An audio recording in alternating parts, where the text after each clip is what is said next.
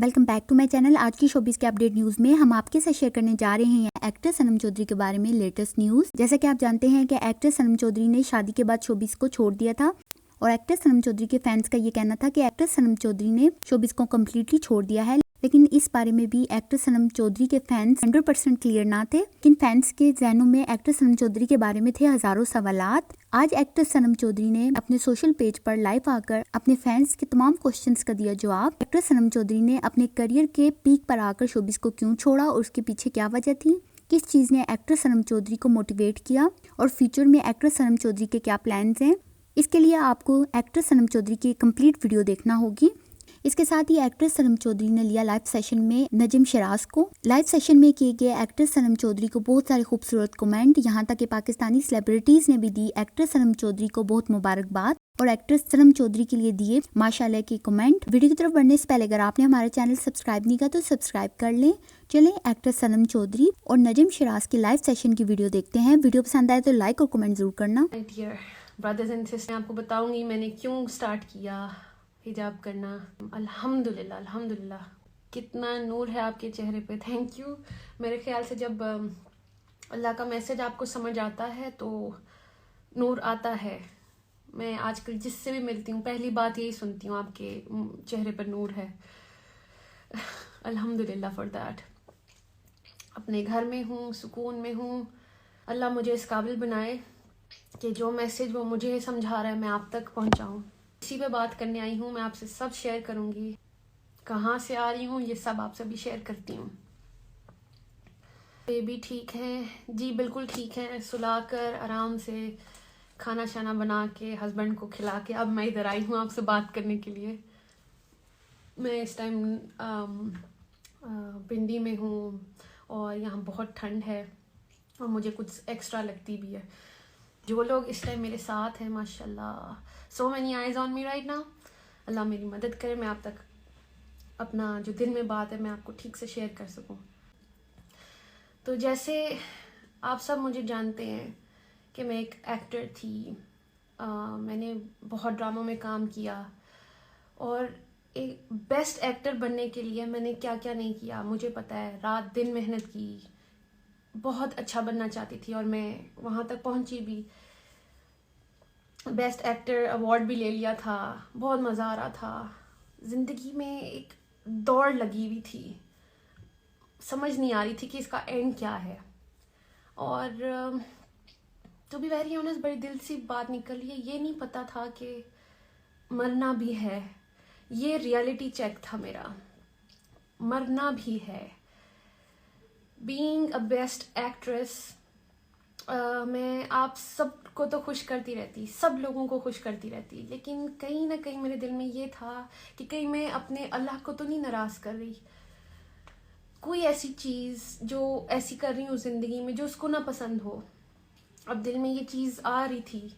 Also इतनी शुक्रगुजारी थी ज़िंदगी में कि अल्लाह मेरे से जो मांगती थी वो मुझे दे देता था। जो मांगती थी मुझे मिल जाता था अल्हम्दुलिल्लाह। शादी करनी थी, अल्लाह ने शादी कर मुझे इतना अच्छा हस्बैंड मिल गया।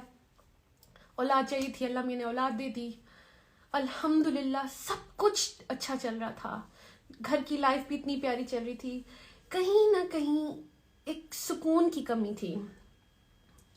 मुझे बाद में समझ आई कि वो सुकून था जो मुझे सुकून की तलाश थी। मतलब सब कुछ था मेरे पास, सिर्फ सुकून को ढूंढ रही थी। और फिर मुझे ऐसा लगा कि शायद सुकून मेरा, क्योंकि मैं काम छोड़ा था, शादी कर ली थी, मुझे लगा मैं घर के कामों में बिजी रहूंगी, लेकिन ऐसा कुछ नहीं चला। फिर मुझे लगा कि मैं काम करूंगी तो शायद मुझे सुकून आएगा। मैं उसकी तैयारी में लग गई। मैंने ज़ाहिर बेबी के बाद थोड़ी सी हेल्दी हो गई थी। फिर मैंने वर्कआउट स्टार्ट किया और सारे ड्रामा पीपल जिनके साथ मैं काम करती थी सबको मैंने लाइन अप कर लिया था। कभी कहती थी कि मैं विंटर्स में स्टार्ट करूँगी, कभी कहती थी कि मैं जनवरी में स्टार्ट करूँगी। एनीवेज, जो प्रोडक्शन हाउसेस मेरे दिल के बहुत करीब थे मैंने उन सबको लॉक कर लिया हुआ था कि मैं जनवरी में इंशाल्लाह कम बैक करूँगी और जिसका भी स्क्रिप्ट पसंद आएगा तो मैं उनके साथ काम शुरू कर दूँगी। तैयारी मेरी पूरी चल रही थी, लेकिन एक दिन एहसास हुआ कि मुझे ज़िंदगी में चाहिए क्या था। अच्छा, जब ये मैंने सोचा तो मुझे समझ आई मुझे तो फैमिली चाहिए थी। फैमिली में मिल गई। अब फैमिली, अब मुझे लग रहा था अगर मैं काम शुरू कर दिया तो मैं कहीं मैं इनसे ना डिस्ट्रैक्शन ना हो काम मेरी। तो अच्छा, मुझे समझ नहीं आ रही थी कि मैं क्या करूं।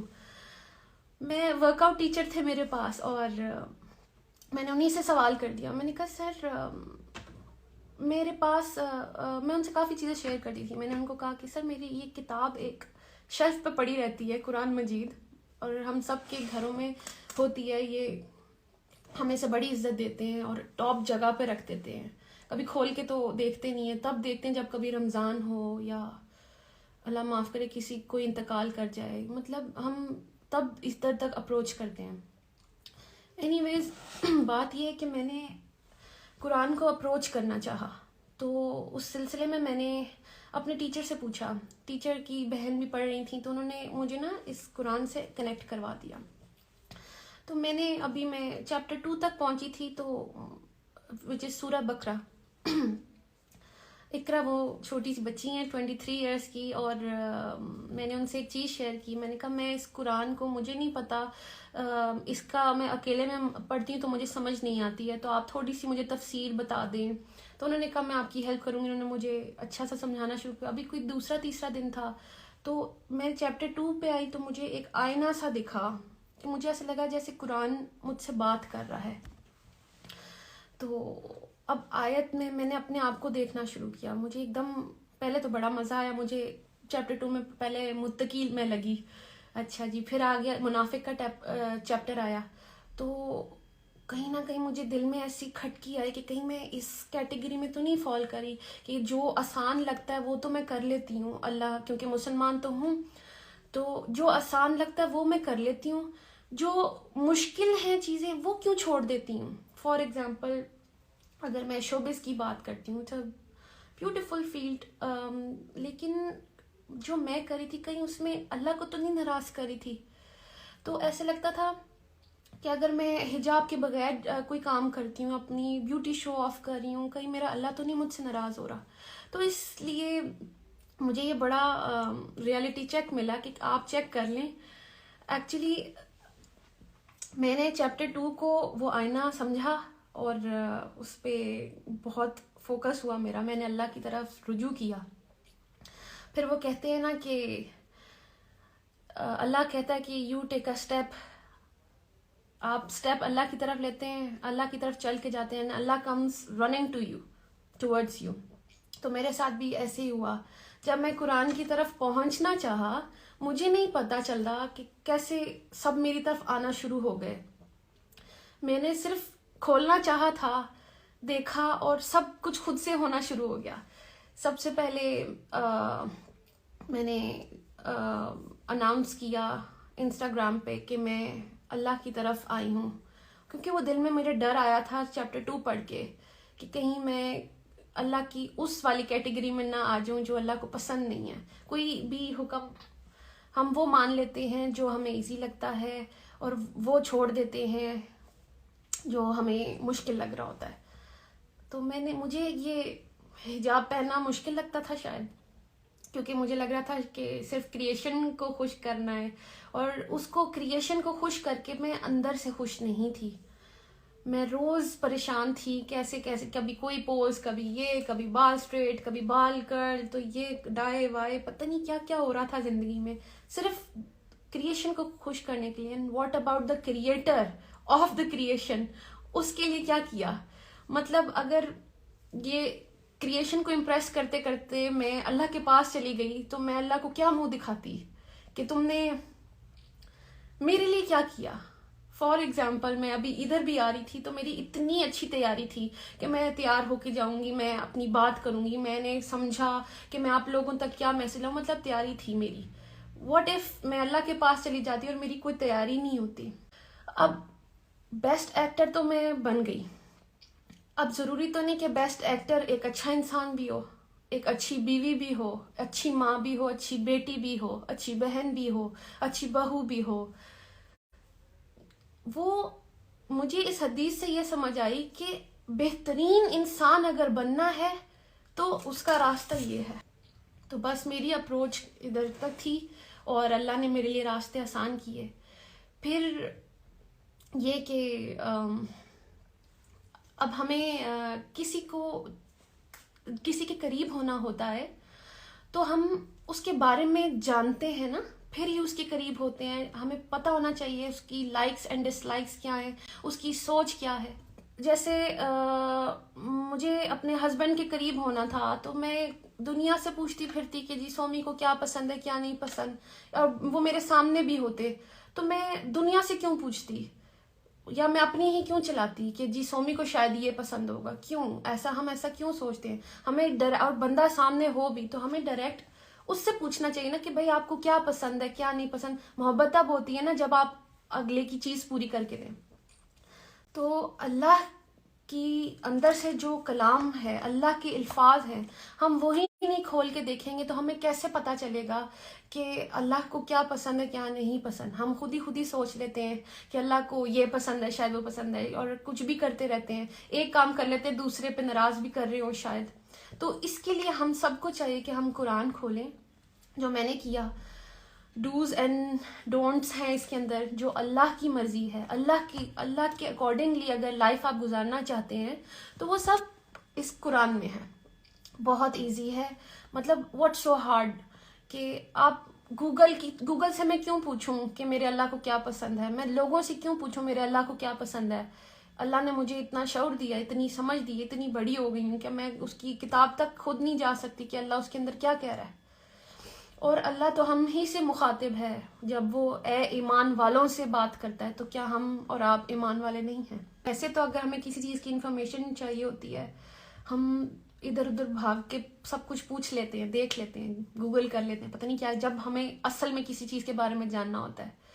तो इसलिए मैं अल्लाह के बारे में जानना चाहा, मैंने उसके लिए मैंने कुरान तक अप्रोच की और अल्लाह ने मेरे लिए रास्ते आसान कर दिए। जब मैंने इंस्टा पे अनाउंस किया कि मैं अल्लाह के दीन अब लर्न करना चाहती हूँ, तो अल्लाह मियाँ ने मेरे लिए बड़ा एक आसान कर दिया एक चीज़। मेरी एक फ्रेंड है अनम मलिक, जो ऑलरेडी रिवर्ट हैं, वो ऑलरेडी अल्लाह की राह पे चल पड़ी थी मुझसे पहले। वो बड़ी इंस्पिरेशन बनी मेरे लिए। मैं उनकी स्टोरीज देख रही थी तो मैंने उनको देखा कि वो एक बड़े मज़े का कुरान मजीद उन्होंने शेयर किया, उसमें से कोई आया तो मैंने पढ़ा, मैंने कहा कितना आसान है।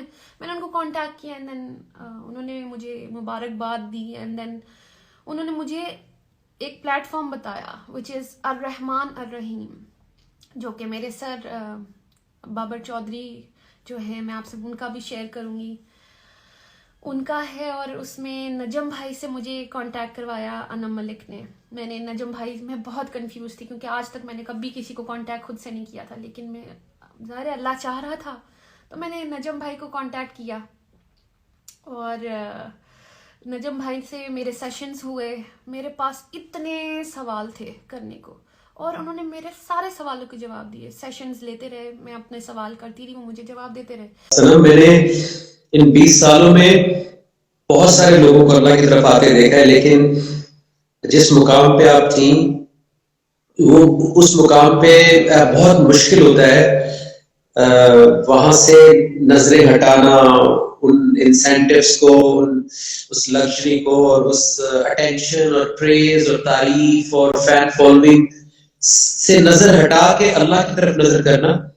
तो मैंने बहुत कम लोगों को इतना 100% आते देखा है अल्लाह की तरफ जैसे आप आई, और मैं आपको बिल्कुल पूरी उसके साथ कह रहा हूँ, ईमान के साथ आपको ये बात बता रहा हूँ। और सब आपके जितने भी फैंस एंड फ्रेंड्स और जो भी आपके लिए दुआएं कर रहे हैं, मैं सबको भी बता रहा हूँ कि बहुत कम लोग इतना ट्रांसपेरेंट होकर और इतना 100% क्लैरिटी के साथ, बगैर किसी डाउट के, बगैर किसी इंसेंटिव के, बगैर किसी कंडीशन के, बगैर कोई शर्त रखे अल्लाह से, बगैर कोई चीज देखे कि मुझे वो मिल जाएगा, आप बगैर किसी उसके, यहां तक कि आपने ना मीडिया पे कोई ऐलान किया एज सच, ना कोई आपने शोर मचाया, ना कोई आपने किसी चीज को बुरा कहा, आपने खामोशी से अपनी इस्लाह शुरू कर दी। और इससे बेहतर कोई तरीका है ही नहीं क्योंकि यस। जब आप खुद जब सूरज निकलता है तो पूरी दुनिया को नजर आता है। इसी तरह मोमिन का कैरेक्टर ऐसा है कि वो छुपा नहीं रह सकता। So yes. कॉन्ग्रेचुलेशंस, और आपको मेरी तरफ से और जितने भी पाकिस्तान के लोग अभी साथ हैं और अभी जो देखेंगे और जो अभी आने वाले वक्त में भी आपकी बात सुनेंगे, उन सब की तरफ से आपको बहुत बहुत मुबारकबाद। और थैंक मेरी यू। दुआ है कि आपने रमजान की आयत पढ़ी है तो अल्लाह करे कि इस दफा जब रमजान आए, अल्लाह आपको जिंदगी भी दे, सेहत भी दे, और आपको लोग इस रमजान में इंशाल्लाह हर रोज सहरी में, अफ्तार में आपको बोलता सुने, आपकी बात आपको देखे, आप भी रमजान को एक्सपीरियंस करें और लोग भी आपके थ्रू रमजान को एक्सपीरियंस करें। और जितने भी लोग सुन रहे हैं यही कहूंगा कि दुआ करें कि इंशाल्लाह, चूंकि आपने रमजान वाली आयत शेयर की और रमजान का इतना बड़ा रोल है सनम मेरी जिंदगी में भी, और हर साल रमजान आता है लगता है कि शायद ये वाला रमजान मेरी जिंदगी का बेस्ट रमजान है, जी और सर। हर साल पहले से ज्यादा बेहतर होता है। और ये हमें चेक रखना चाहिए अपने ऊपर कि क्या हमारा हर जिंदगी का हर रमजान पहले रमजान से ज्यादा बेहतर है या नहीं। सर क्या बात कहेंगे? पर हमें ना बचपन से सिखा दिया गया था कि बस ये जो कुरान हमने सीख लिया पढ़ना, इसको जितनी बार मर्जी पढ़ ले, बस खत्म करने की रेस लगी होती थी। जिसने जितना बार ज्यादा पढ़ लिया कि अल्लाह मियाँ को बस ऐसे खुश होता है, हम रेस लगाते थे। फर्स्ट रोजे पे पहला सुपारा खत्म कर लिया, दूसरा खत्म, आखिरी तक तीसरा पढ़ लिया। अच्छा, अरबी पढ़े जा रहे हैं, समझ आ नहीं रहा, तो बस ये हम मैं करती आ रही थी।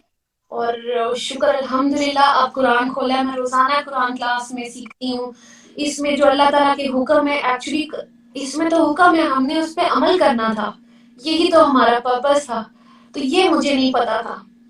मैं ये भी बताना चाहूंगा सबको कि ये मैंने कहा, रिक्वेस्ट की सनम से कि इट्स अबाउट टाइम कि आप जरूर लोगों को बताएं कि आपकी जिंदगी में क्या हो रहा है, जो ईमान जो ठाटे मार रहा है, क्योंकि at the end of the day मकसद तो यही है ना, सबको इंस्पायर करना है।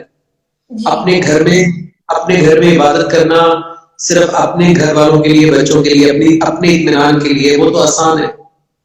जी। लेकिन सोसाइटी के सामने आकर एक एग्जाम्पल सेट करना और सबके साथ शेयर करना, वो एक्चुअली उस हदीस की तकमील है कि तुम में से बेहतरीन शख्स वो है जो कुरान का इल्म हासिल करे और दूसरों तक पहुंचाए। क्योंकि दूसरों के सवालात से, दूसरों की मॉनिटरिंग से, क्योंकि लोग आपको वॉच करते हैं, जी आपको ऑब्जर्व करते हैं, आपकी एक चीज को नोट करते हैं, उससे आपके ऊपर जो प्रेशर क्रिएट होता है वो आपको और सिखाता है, वो आपको और ज्यादा आपका तकवा बढ़ाता है कि मैं कोई ऐसी बात ना करूं, मैं कोई ऐसा काम ना करूं, मेरी जिंदगी में कोई ऐसी चीज लूज टॉक ना हो।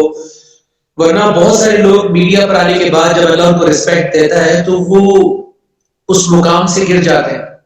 जी सर। क्योंकि तारीफ और अटेंशन और वो जो होता है वो आपको you take it for granted और आप बड़े आराम से बहक जाते हैं। तो बहुत सारे लोगों को मैंने देखा कि वो जिंदगी में अभी सिर्फ नियत ही की थी और मीडिया पर आके तब से उन्होंने अनाउंस भी कर दिया और शोर भी मचा दिया। सो आपने, मैंने एक दफा भी नहीं देखा कि आपको इस तरह का कोई शौक है कि मैं लोगों को बताऊं कि मैं बहुत दीनी हो गई हूँ और मैं बहुत अच्छी हो गई हूँ, मैं बहुत नेक हो गई हूँ। आपने कोई बल्कि आप तो शायद ये सोशल मीडिया प्लेटफॉर्म्स भी खत्म करने जा रही थी। मैंने आपसे कहा कि नहीं, इसको अल्लाह के लिए इस्तेमाल करें, अच्छे लोगों तक बात पहुंचाने के लिए इस्तेमाल करें। साथ है जी सर, मैंने मैंने इस बात को बहुत अच्छे से समझा कि ये मेरा ऑर्बिट है, ये अल्लाह ने मुझे किसी मकसद से दिया था शायद, और वो यही था कि अल्लाह ने मुझे यूज करना था अपने काम के लिए, और इसके लिए मैं पूरी तैयारी करूंगी, जो मैं सीखूंगी इंशाल्लाह वही सिखाऊंगी। तो आप प्योर हो जाते हैं, आपको सही और गलत पता चल जाता है, तभी आपके कॉन्सेप्ट्स क्लियर होते हैं। तो हजरत मोहम्मद सल्लल्लाहु अलैहि वसल्लम ने भी वही किया, और अगर हम अपनी इस तरह से बातें करते हैं इसलिए समझ नहीं आती हैं, तो ये सुन्नत रसूल है कि आप जब भी बात करें आयत के साथ करें, तो मुझे ये बहुत मेरे दिल के करीब है। इसमें बड़ी इंपॉर्टेंट बात ये भी है कि अभी जितने भी लोग देखिए आपको दुआएं दे रहे हैं, जितने भी लोग अपनी जिंदगियों से इस वक्त टेलीविजन ऑफ करके और 100 धंधे होते हैं जिंदगी में, सब कुछ ऑफ करके इस ट्रांसमिशन पे जो आए हैं, तो वो सब प्योरीफाई होना चाहते हैं, वो सब उनके जज्बात नेक हैं। तो बहुत सारे लोग जिंदगी में प्योरीफाई होना चाहते हैं, लेकिन हमें प्रोसेस समझ में नहीं आता कि प्रोसेस क्या है। इस आयत में प्योरीफाई होने का प्रोसेस अल्लाह ने डिफाइन कर दिया है कि अल्लाह के रसूल सल्लल्लाहु अलैहि वसल्लम ने प्योरीफाई कैसे किया था लोगों को, ताकि हम जरा चेक करें कि हम भी ये तरीका इख्तियार कर रहे हैं या नहीं कर रहे। सबसे पहले आयात का तिलावत होना, क्योंकि प्योरीफाई किसी के ख्यालात नहीं करते, किसी की बात प्योरीफाई नहीं करती, अल्लाह की आयात प्योरीफाई करती है। नंबर 1। नंबर 2, आयात के अंदर जो इल्म होता है, वो इल्म जब यहां पर जाता है और इल्म के साथ वही हिकमा, जो विजडम है, जो आयात के अंदर हिकमत होती है, हर बात में अल्लाह की हिकमत होती है। जब आयात, इल्म और हिकमत, ये 3 चीजें इकट्ठी होकर यहां जाती हैं, तो यहां पे जितने भी गुंजल होते हैं, जितनी भी फांसे होती हैं, फांसे निकलती हैं, मिसकंसेप्शंस क्लियर होती हैं, गलत ख्यालात, गलत रिवायात, गलत रसूमात, गलत सोच, गलत माइंडसेट, तंग नजरी, ईगो, एरोगेंस, लालच, हर वक्त कंपैरिजन, नाशुक्री, तासुब, सुपीरियोरिटी कॉम्प्लेक्स, इंफीरियोरिटी कॉम्प्लेक्स, इतने मेंटल डिजीजेस हैं हमारी, उनको फिर अल्लाह एक एक करके थोड़ा साफ करना शुरू करता है। इसलिए बहुत जरूरी है कि ये आयत जो आपने इस वक्त, इतनी बड़ी आयत आपने शेयर की है, कि ये आयत हमारी जिंदगी में ऑन हो जाए, ये प्रोसेस ऑन हो जाए। हम सोशल मीडिया पे बड़े अच्छे सेइंग भी देखते हैं, हम टेलीविजन पे लिखी हुई सेइंग देखते हैं, हम सोशल मीडिया पे अच्छी अच्छी बातें आगे बढ़ाते हैं, लेकिन तज़किया इस प्रोसेस से होगा जब अल्लाह की आयत हम सुनेंगे, इल्म लेंगे, विजडम लेंगे, हिकमत लेंगे, और फिर अपने कॉन्सेप्ट्स को क्लैरिफाई करेंगे। ये तब्दीली यहां से आनी है। जब तक यहां से यकीन नहीं आएगा, जब तक ये सोच पाक नहीं होगी, हमारी कान पाक नहीं होंगे, हमारी नजरें पाक नहीं होंगी, हमारी जिंदगी, हमारे एक्शंस पाक नहीं होंगे। सो बाहर से फिजिकली पाक करना बहुत आसान है। आप डेटॉल सोप यूज कर लें, आप सेफ गार्ड यूज कर लें, आप दुनिया के सोप्स यूज कर लें, लेकिन इसको पाक करने के लिए आपको अल्लाह की आयत की तरफ आना पड़ेगा, जस्टिफिकेशन लेनी पड़ेगी। So this is a very important जो आपने शेयर किया है। बिल्कुल सर मेरे आगे तो अब जो अल्लाह का हुक्म आता है और मैं उस पर सरेंडर कर रही हूँ। आपको एक्टर सनम चौधरी और नजम शराज की लाइव सेशन की वीडियो कैसी लगी, मुझे कमेंट सेक्शन में बताना मत भूलिएगा।